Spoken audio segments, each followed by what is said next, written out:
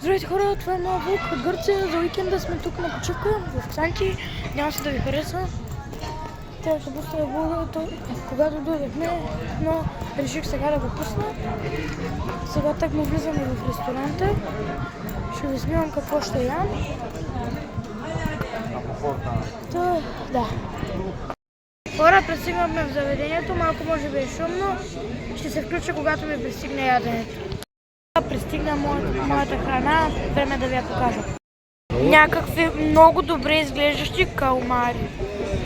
Добро утро хора, вече сме на следващия ден. В момента е 9 часа, аз се събудих преди 1 час и след малко отиваме на плаж.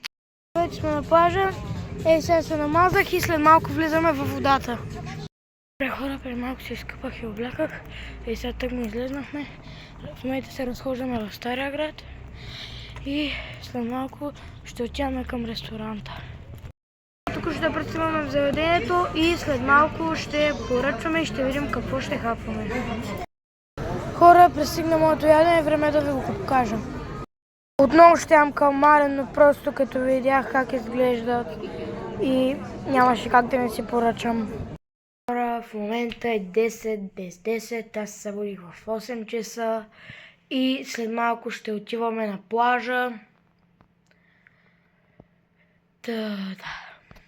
Ще ви снимам, когато отидем на плажа. И този път днес вече може някакви хубави кадри. И хора, това е края на влога. Съжалявам, че не ви снимах никакви хубави кадри от плажа.